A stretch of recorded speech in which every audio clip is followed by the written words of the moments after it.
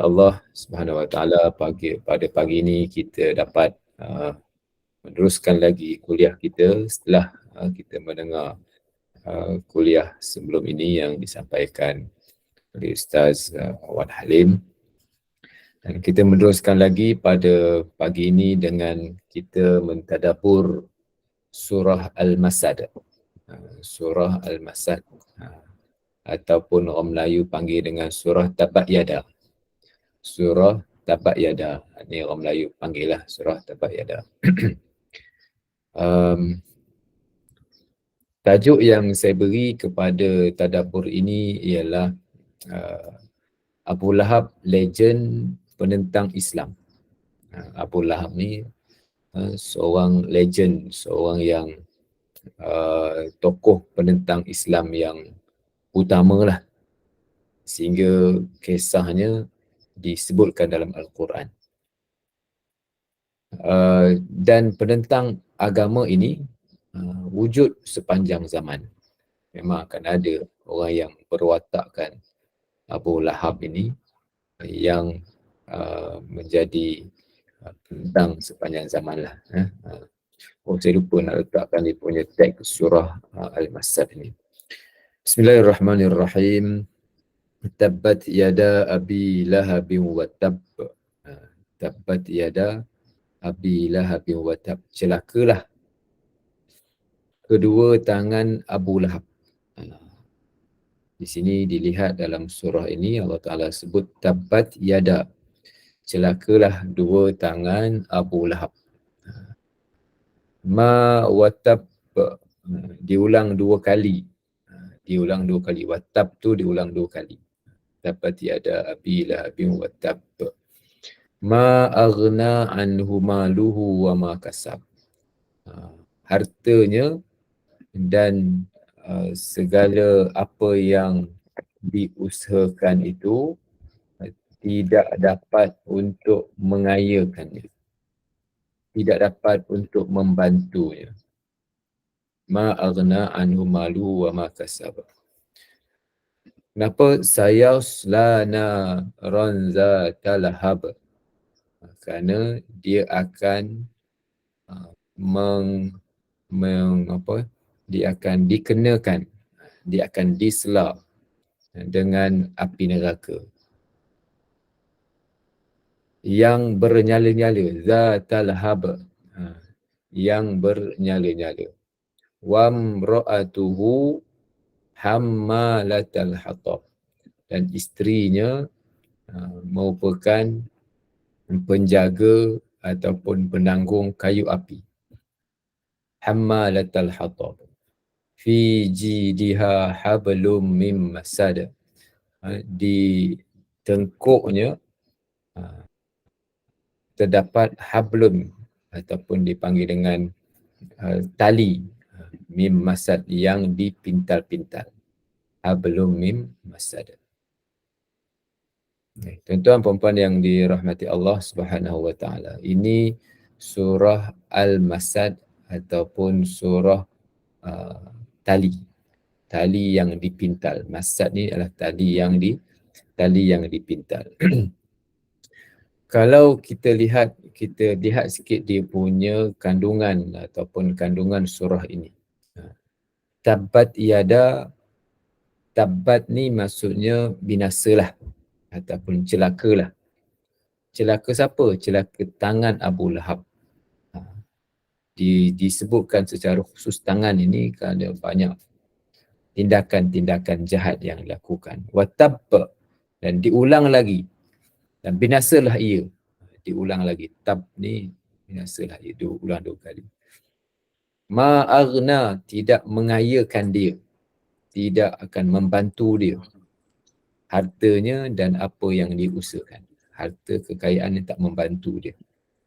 Kenapa? Kerana di akhirat nanti dia akan mendapat penderitaan ataupun dimasukkan ke dalam api neraka zatal lahab, yang bernyala-nyala. Lahab ni maksudnya bernyala-nyala.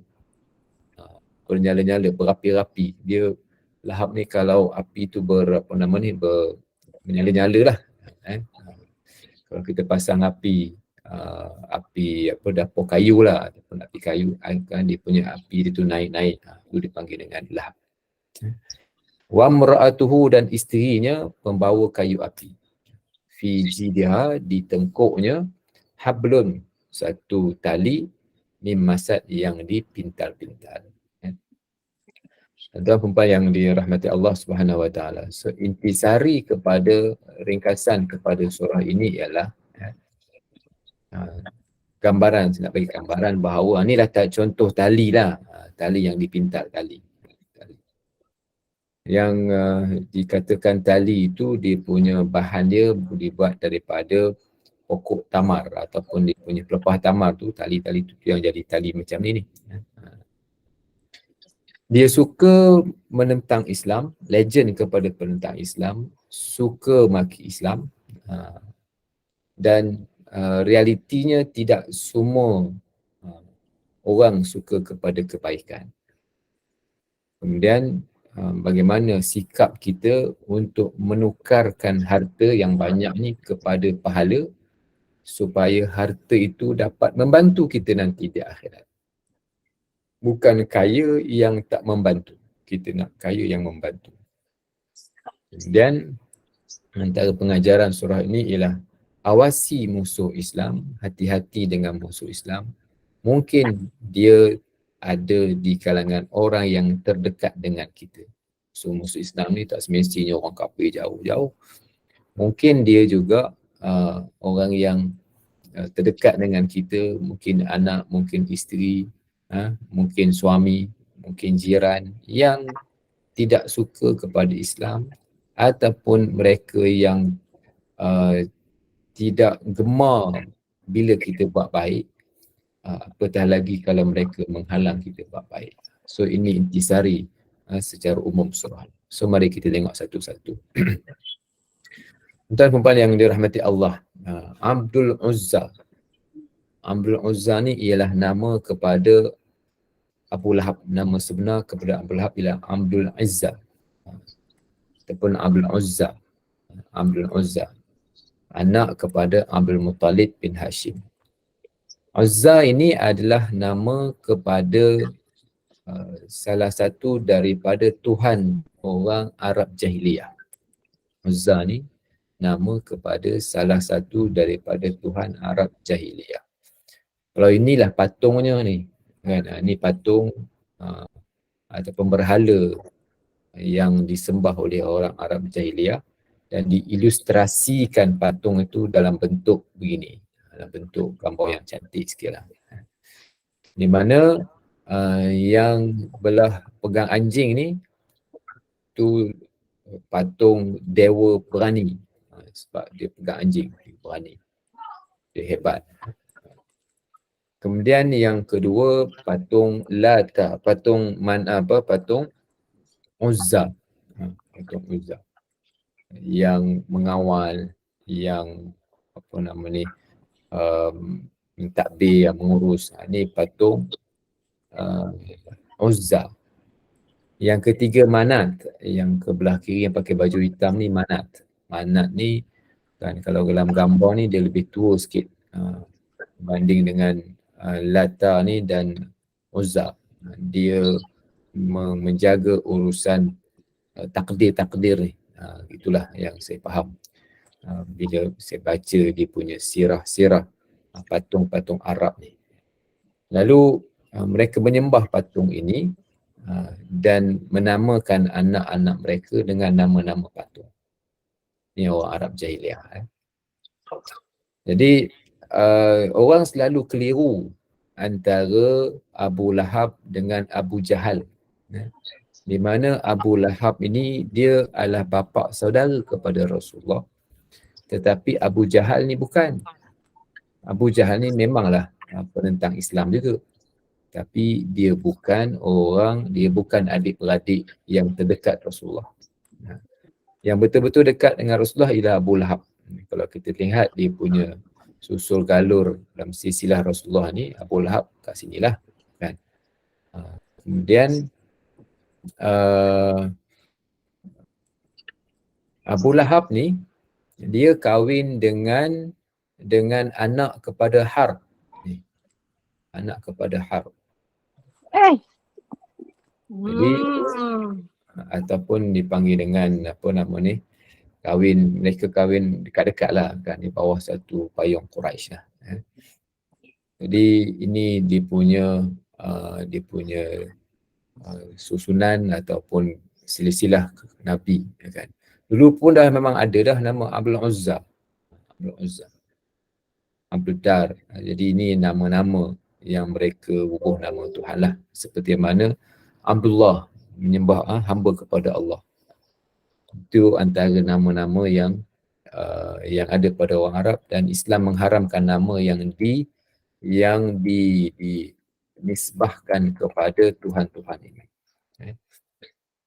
Seterusnya, isteri Abu Lahab ini dipanggil dengan digelaran dia Ummu Jamil.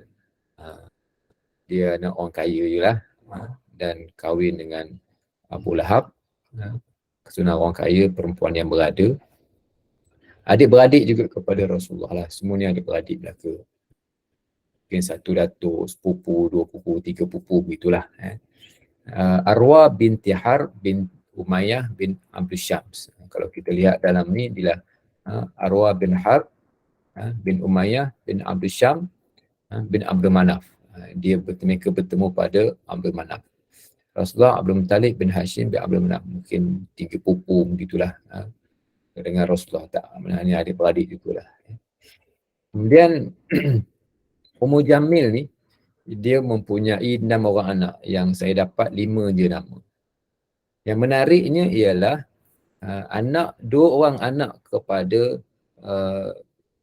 Abu Lahab ini berkahwin dengan anak Rasulullah. Ruqayyah berkahwin dengan Utbah, Utaibah berkahwin dengan Ummu Kalsum. Tapi sudahnya kerana mereka benci kepada Rasulullah, diceraikan. Dia minta Utaibah dan Utbah ni menceraikan isterinya. Apa yang menjadi tragedis lagi kepada Utaibah ini, sebab dia jahat juga terhadap Islam. Lalu Rasulullah mendoakan kepada Utaibah ni, wasallit alaihim kalbam min kilabik, ya Allah, utuskanlah anjing-anjingmu untuk mencari barikan ataupun untuk menyerang dan juga seterusnya mencari barikan dia punya badannya. Lalu ini juga terkena kepada Utaibah dalam dia pergi ke Syam, dia diserang oleh anjing dan serigala, dan dalam keadaan jasadnya tu dimamah, dimakan, dicari barikan oleh anjing-anjing ini. Tuan-tuan perempuan yang dirahmati Allah, ini sikit sebanyak biodata dan profil kepada Abu Lahab. Apa yang menarik untuk kita tadabburkan surah ini ialah Allah Ta'ala menyebutkan kisah Abu Lahab ini dalam Al-Quran sewaktu Abu Lahab masih lagi hidup. Dan kita pula membaca surah ini berulang kali sehinggalah pada hari ini, hari-hari kita maki Abu Lahab. Hari-hari kita maki Abu Lahab. Hari-hari.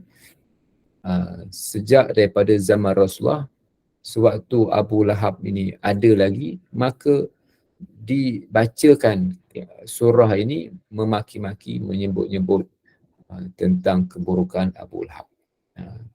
Supaya kita mengambil pengajaran dan teladan daripada kisah ini. Kan?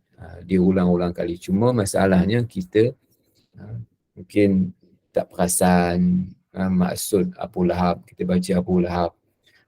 Ataupun kita mungkin tak ditadabburkan surah ini supaya kita benar-benar menghayati apa sebenarnya yang perlu untuk kita faham daripada surah ini. Tuan-tuan perempuan yang dirahmati Allah, kita sedia maklum, ramai dah kita dah faham bahawa surah ini diturunkan ketika mana Rasulullah berdakwah di Bukit Safa. Bukit Safa ni tak jauh daripada Kaabah. Dulu semua orang ni dekat je dengan Kaabah. Semua orang Islam, semua orang Arab Jahiliah ni dekat je, semua bersekitar Kaabah je. Yang sekarang ni barulah nak jauh sebab pembesaran. Dulu dekat-dekat je semua mereka dengan Kaabah. Sama di Madinah pun sama juga. Dengan apa, dengan rumah Nabi tu, dengan Saqafah Bani Sa'idah tu, semua dekat belaka, tak jauh. Semua dekat-dekat belaka, rumah-rumah banyak pada masa tu. Jadi bila Rasulullah panggil semua Arab Quraisy, panggil, oi, oi, mari, mari, mari, mari, mari. Dia berjerit di atas bukit Safa. Lalu antara kebiasaan orang Arab apabila ada dipanggil begitu, maknanya ada benda besar lah. Orang Arab yang duduk di sekitar Kaabah ni, nampak ada orang panggil. Dekat Bukit Safa, tak jauh lah, malam jarak 100 meter gitulah daripada Kaabah tu. Tak sampai pun Bukit Safa, dekat je. Bila dipanggil, semua orang pergi.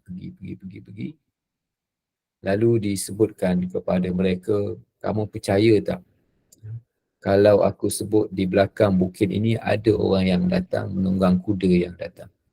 Kalau aku sebut tu, kau orang percaya tak? Lalu mereka kata, kami percaya engkau Muhammad ni seorang Nabi, seorang yang Al-Amin, seorang yang baik, seorang yang amanah, tak pernah menipu, orang bagus. Lalu selepas itu Rasulullah menyebutkan tentang Islam, ajaklah masuk Islam, sembahlah Allah Ta'ala, dan Allah Ta'ala ini Tuhan yang satu, Tuhan yang esa. Lalu ini yang menjadi kemarahan kepada Abu Lahab. Dia kata, wahai Muhammad, tabbat laka ya Muhammad, celaka kamu Muhammad. Ini yang ayat ataupun ungkapan yang digunakan oleh Abu Lahab. Tabbat laka ya Muhammad, celaka Muhammad, alihadza jama'atana, adakah sebab ini kamu nak himpunkan kami, yang kamu panggil semua nak sebut nama Allah Ta'ala? Maka akhirnya sebelum tu dah memang dia buat jahat. Dia buang benda-benda kotor kat rumah Nabi. Semua dekat-dekat belaka kan, dekat jiran-jiran ni kan, macam kita ni rumah teres lah, tapi bukanlah teres. Jadi mana rumah-rumah kampung yang dekat-dekat kan. Macam kita rumah setinggan tu lah kan, mana rumah dekat-dekat, ada lorong, ada apa semua tu. So dia buang sampah-sampah, dia buang benda-benda yang kotor, duri, buat apa. Macam tu kita bayangkan, bukanlah bayang maknanya rumah mereka jauh-jauh, rumah mereka dekat-dekat, lorong macam lorong-lorong je. Itulah yang ada rumah pada masa itu.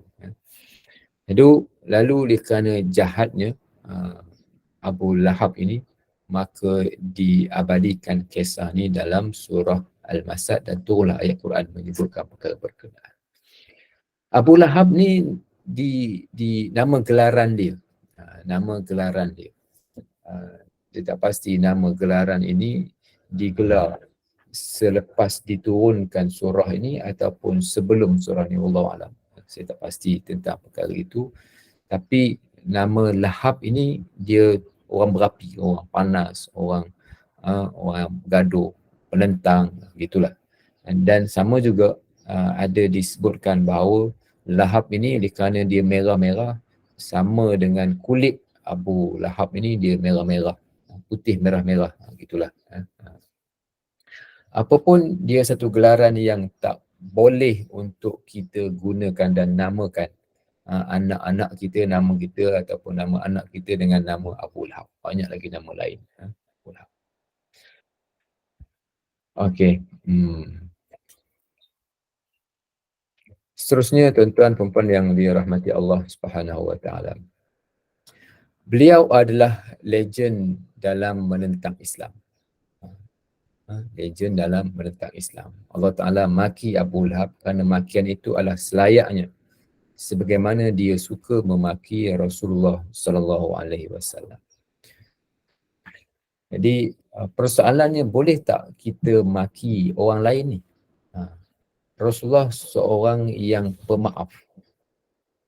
Tetapi dalam ayat ni Allah Ta'ala suruh untuk kita menggunakan perkataan caci ini. Allah Ta'ala suruh, Allah Ta'ala menggunakan perkataan caci ini dalam Al-Quran. Jadi ada orang sebut Allah Ta'ala ni pemaaf, Allah Ta'ala ni pengampun, Allah Ta'ala ni penyayang. Iyalah kan, memang Allah Ta'ala pengampun, Allah Ta'ala penyayang. Walaupun pengampun dan penyayangnya Allah Ta'ala itu tak boleh sampai orang pijak kaki, pijak kepala, boleh buat apa saja, tak boleh sampai ke tahap itu kan. Kerana pemaaf dan pengampun pun ada di punya tahapnya dan ada di punya sempadannya, bukan maaf semua benda. Jadi memang Allah Ta'ala pengampun, tetapi ada juga yang Allah Ta'ala tak ampunkan dan kekalkan masuk dalam neraka. Kepada orang yang jahat, kan nama Allah Ta'ala itu ada 99 nama. Daripada 99 nama tu ada yang nama yang menggambarkan Allah Ta'ala ni pemurah, Allah Ta'ala ni penyayang, dan ada yang nama-nama yang menggambarkan Allah Ta'ala ni seorang yang mutakabbir, yang besar diri. Allah Ta'ala yang conquer, Al-Qahhar, yang conquer, yang apa bahasa Melayu ni, kita kata dulu orang sebut Allah Ta'ala ni Samsing, yang dulu lah orang sebut kan. Bukanlah maksudnya Samsing ni jahat, tapi ialah Allah Ta'ala ni hebat. Nak lawan dengan siapa pun boleh. Kalau siapa yang kita kata dekat dunia ni penjahat yang terbesar, Botak Chin kan. Jahatnya Botak Chin, Allah Ta'ala lebih hebat lagi daripada Botak Chin. Gitu. Kalau ada orang yang paling jahat lagi, macam siapa paling jahat? Macam Fir'aun, jahat sangat. Allah Ta'ala boleh buat lebih jahat lagi. Bukan kepada orang Islam nak balas apa yang dibuat oleh Fir'aun itu yang jahat, yang buat perkara yang tak elok kepada Islam. Bukan maknanya boleh Tuhan ni kita boleh buat main-main je. Boleh kita buat lebih kurang je, tak. Jadi sebab itu Allah Ta'ala ni Tuhan kita yang penyayang, yang pemurah, yang baik, yang Ar-Rahim, Ar-Rahman ini. Masa yang sama ada nama-nama yang menggambarkan kehebatan, kekuasaan, yang menggambarkan Allah Ta'ala ni akan mengambil tindak balas kepada orang-orang yang jahat. Jadi sempurnanya Allah Ta'ala ini dan hebatnya Allah Ta'ala ini, dan tak boleh nak dilawan oleh mana-mana orang. Jadi dalam ayat ni digunakan perkataan tabbat yada, maki, caci kepada orang-orang yang jahat. Tapi walau bagaimanapun tuan-tuan perempuan yang dirahmati Allah Subhanahu Wa Taala, bukan semua orang yang boleh kita gunakan perkataan caci, perkataan maki ni, bukan semua orang kita diguna. Kan? Ada orang-orang yang sangat-sangat jahat je yang digunakan perkataan ini. Cuma masalahnya kita tak tahu siapa yang paling jahat. Tapi secara umumnya boleh tak guna? Boleh digunakan. Seperti mana ayat Quran digunakan kepada Abu Lahab. Digunakan dalam Al-Quran kepada Abu Lahab. Kalau kita nak guna, kan, tengok siapa yang kita nak kata tu kepada, kalaulah kepada orang Islam ni, kita janganlah menggunakan perkataan-perkataan yang tak apa nak elok, kan. Dan lebih untuk kita menjaga akhlak dan adab kita sebagai orang Islam. Digunakan tabat ini kepada orang kafir yang memusuhi Islam, sangat-sangat suka menyakiti Rasulullah. Ini digunakan tabat ni kepada orang-orang yang berkenaan. Namun bagi kita, tuan-tuan yang dirahmati Allah, bila kita berurusan dengan orang kafir, saya ambil satu contoh lah. Kan? Kadang-kadang tuan-tuan ada dalam majlis rasmi. Bila ada dalam majlis rasmi, kan, majlis rasmi contohnya, yang ada dalam majlis berkenaan orang bukan Islam. Bila yang ada dalam majlis berkenaan orang bukan Islam, takkanlah kita nak kata celakalah orang bukan Islam. Takkanlah kita nak sebut macam tu dalam majlis rasmi, kan. Umbankanlah mereka dalam api neraka. Musnahkanlah mereka. Hancurkanlah mereka, kan, orang bukan Islam contohnya, kan, dalam majlis baca dan doa. Ini perkara yang tak patut dan tak sesuai untuk dibuat perkara berkenaan, kerana mereka berada dalam majlis. Teks doa tu perlu untuk nak diperhatikan dan dimurnikan. Apakah mereka tak salah? Mereka salah. Tetapi pendekatan dakwah ni perlu untuk dilakukan dengan cara yang berhikmah supaya mereka tertarik dengan Islam, dekat dengan Islam, bukan dengan satu dua perkataan yang kita ungkapkan itu menyebabkan mereka jauh membenci Islam. Yang legend menentang Islam ni sangat kuat menentang Islam, itu yang disebut tabat yada ni, kan? Tu kena faham konteks ni supaya hubungan antara kita dengan orang bukan Islam ni ada dia letakkan kategorinya. Yang pertama, kategori orang kafir yang memusuhi Islam.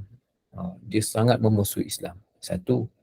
Yang kedua, orang kafir tetapi mereka ni dia taklah tunjukkan benci, tapi dia tak terima Islam. Tapi dia taklah benci sangat sampai tak adalah, dia okey je, tapi dia tak suka, dia tak menerima Islam. Dan ada orang kafir yang sudah rapat dengan Islam, cuma tak masuk Islam je, ada yang begitu. Dia kafir tapi dia tak masuk Islam.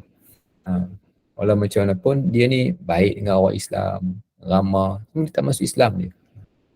Jadi ini kategori orang kafir yang kita tak boleh nak satukan orang kafir ini semua, sebab ada orang kafir yang boleh berbaik-baik dengan orang Islam dan orang kafir yang memusuhi dan merancang untuk memburukkan Islam.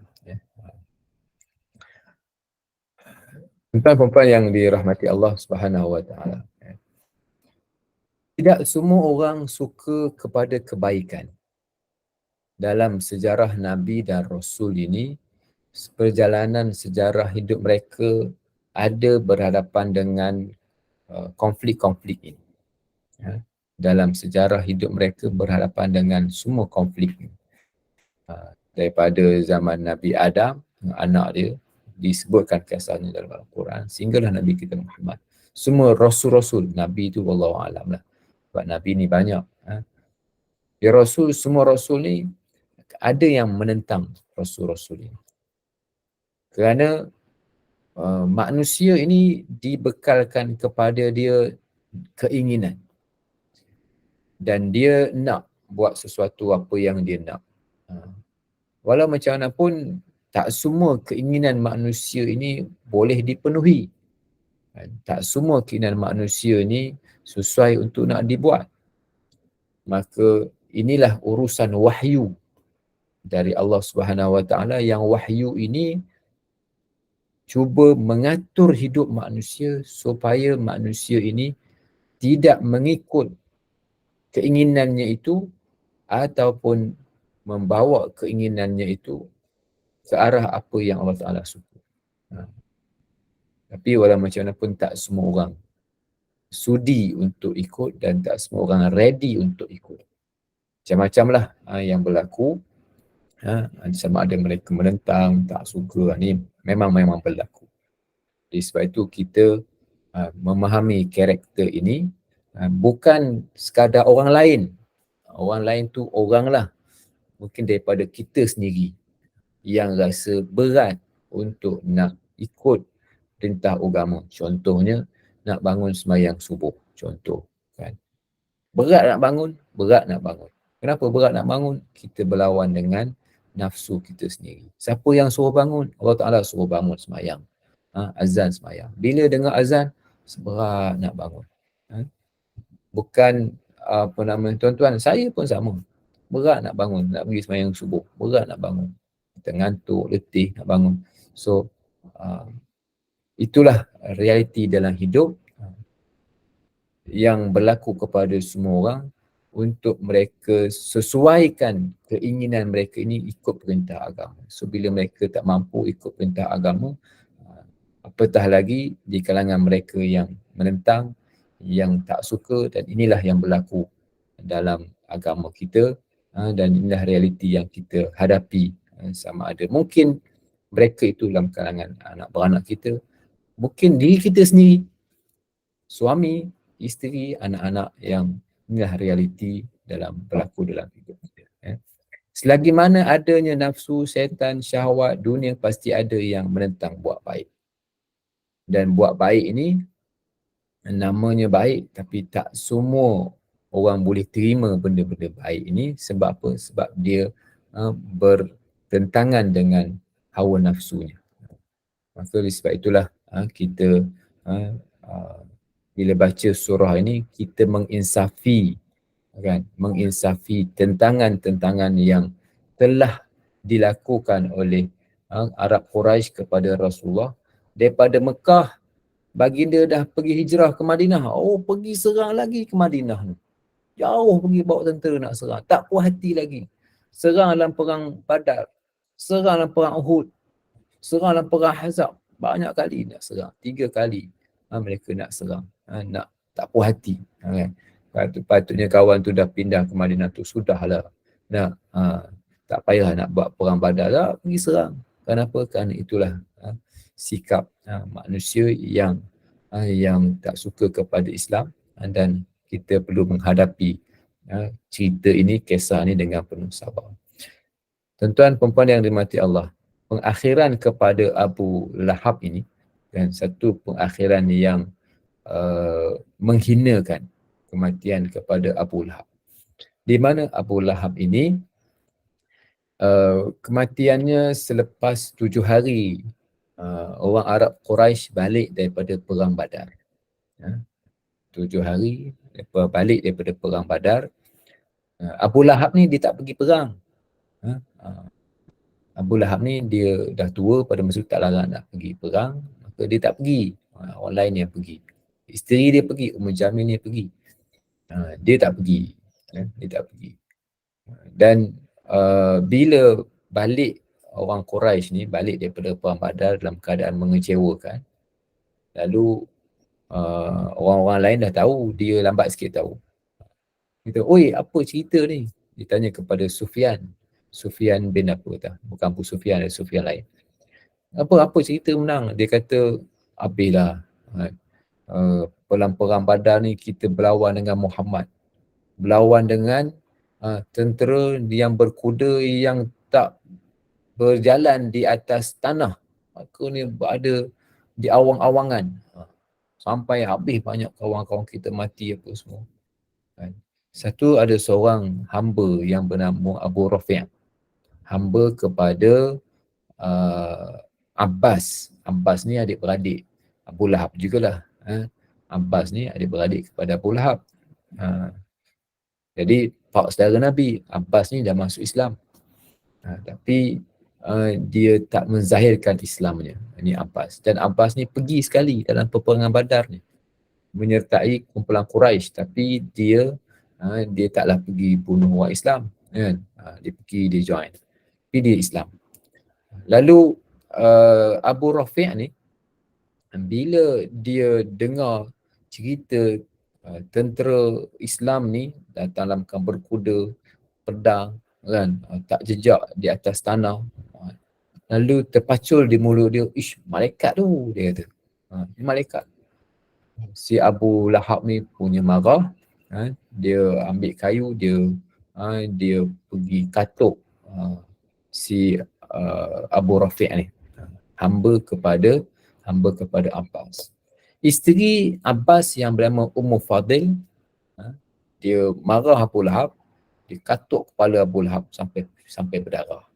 Sebab kawan tu nak pukul, dia pukulnya hamba, dia marahlah. Kamu pandai-pandai pula. Waktu Abbas tak ada, kamu pandai-pandai nak bunuh, nak pukul-pukul orang. Itulah maknanya kisah kepada cerita hamba ni yang terpacul di mulut dia, menyebut itulah malaikat. Marah Abu Lahab. Marah Abu Lahab. Lalu berdarahlah kepala Abu Lahab. Dan lepas tu berdarahnya kepala dia tu, kemudian berlaku kepada tubuh Abu Lahab ni naik macam bisul-bisul. Kemudian sudah-sudahnya selepas daripada tu dia mati. Selepas daripada 7 hari selepas daripada selesainya perang Badar, maka dia mati.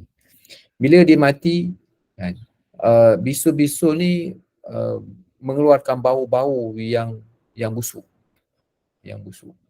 Orang lain tak nak dekati Abu Lahab. Tak nak dekati Abu Lahab. So apa yang mereka buat, mereka biarkan Abu Lahab ni dah sampai 3 hari, dah mati. Bila 3 hari dah busuk lah, lagi dah busuk. Dengan busuk dia punya bisul-bisul yang keluar daripada badannya.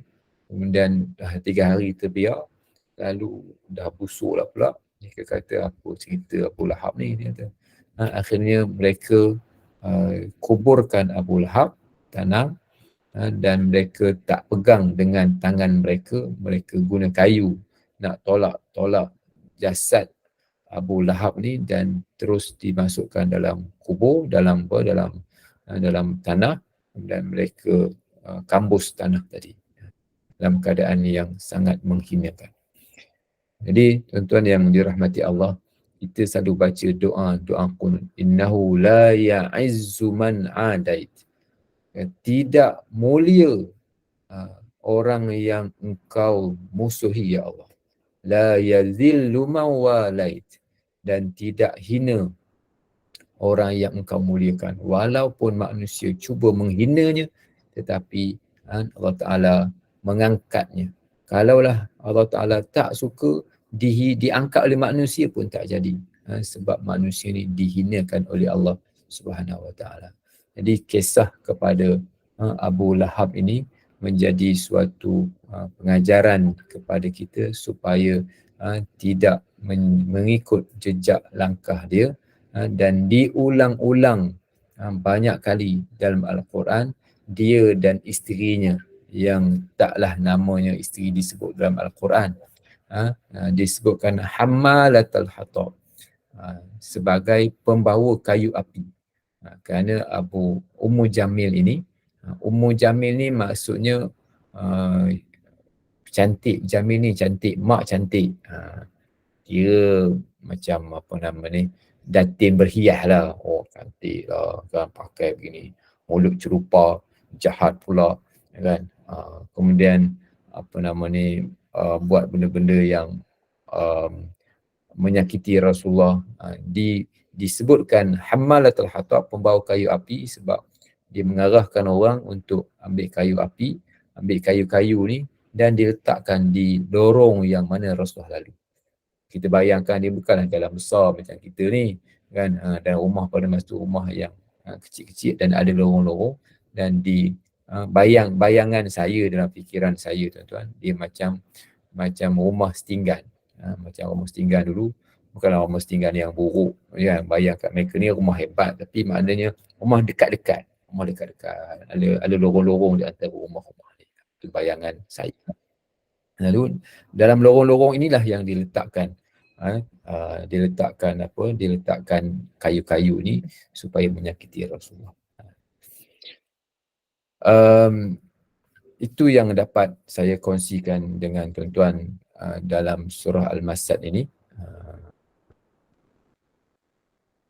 Ada satu lagi siri nanti saya akan jelaskan contoh kerja-kerja Abu Lahab dan bagaimana kita nak menukarkan harta kepada pahala. Nanti insyaAllah kita akan bicarakan dalam siri yang kedua nanti. Allahu'alam. Kalau ada tuan-tuan nak bertanya, nak bincang apa-apa, dipersilakan. Baik Ustaz, buka sahabat bagi nak bertanya, silakan.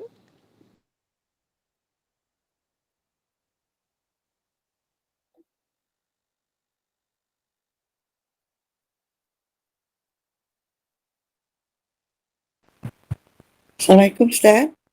Assalamualaikum. Ni apa ni, ayat ini tanpa tiada kan? Ya.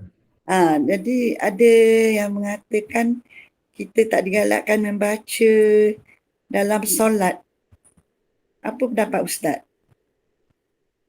Kenapa? Tak tahulah, saya bagi pandangan saya lah, bacalah mana-mana ayat Quran. Ayat kan?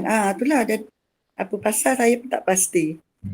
Bacalah mana-mana ayat Quran yang kita suka baca, dan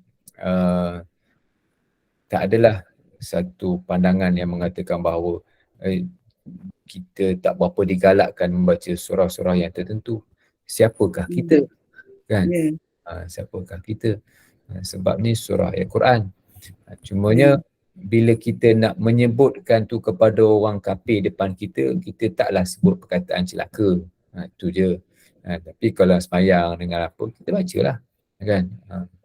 Satu pandangan yang menganggap bahawa Islam ni satu agama yang bersifat kasih sayang, rahmatan alamin.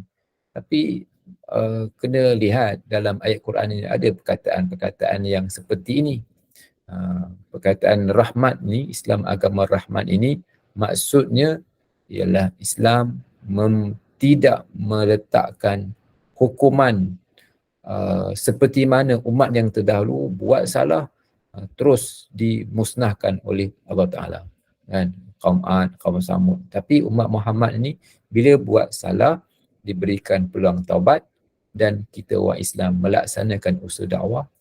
Itulah rahmatnya Islam, pengampunnya Allah Ta'ala dan kasih sayangnya Allah Ta'ala. Bukan sampai tak perlu baca surah Al-Masad ni sebab dia ada caci maki, kita tak payahlah guna begitu. Itu bagi saya macam kurang tepat lah bagi pandangan saya. Okay. Terima kasih Ustaz. Sama.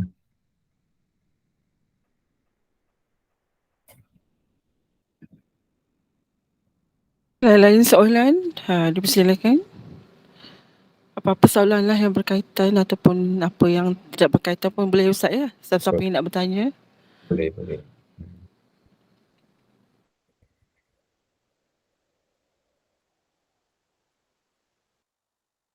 Rasanya setakat itu saja Ustaz, tak ada dah soalan, jelas dah semua ya. Alhamdulillah, jazakallah khair pada Ustaz Dr. Muhammad Faisal atas perkongsian ilmu tadabbur soal masad ini mengenai kecelakaan yang besar terhadap pemfitnah atau yang melakukan perbuatan fitnah ini, dan semoga kita mengambil ibrah dan pengajaran daripada surah ini, dan insyaAllah kita akan ada sambungan lagi Ustaz ya, insyaAllah pada minggu depan. Dan Ustaz, kita dipersilakan untuk tutup dulu, tangguhkan dulu majlis ini dengan tasbih kafarah dan surah Al-Asr.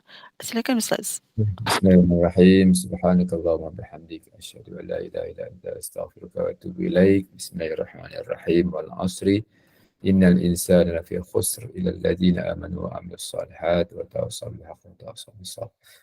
Assalamualaikum warahmatullahi wabarakatuh. Waalaikumsalam warahmatullahi wabarakatuh. Terima kasih Ustaz. InsyaAllah jumpa lagi. Terima kasih sahabat. Sama-sama. Terima kasih, Ustaz. Jumpa lagi semua. InsyaAllah. Assalamualaikum. Waalaikumsalam. Waalaikumsalam warahmatullahi wabarakatuh. Sama-sama. Terima kasih Ustaz dan sahabat-sahabat. Sama-sama. Sama-sama. Warahmatullahi wabarakatuh. Waalaikumsalam warahmatullahi wabarakatuh. Dan sahabat-sahabat. Sama-sama. Terima kasih Nun. Assalamualaikum. Waalaikumsalam Kak Nur. Jumpa lagi kita semua ya pada malam ini pukul 8 malam dan pukul 9 malam. Ada dua lagi kuliah duha pula. ada dua lagi kuliah kita pada malam ini. Terima kasih Kak Nur. 8 dan pukul 9. Terima kasih Sama. Terima kasih semua. Sama. Assalamualaikum. Waalaikumsalam. Terima kasih semua.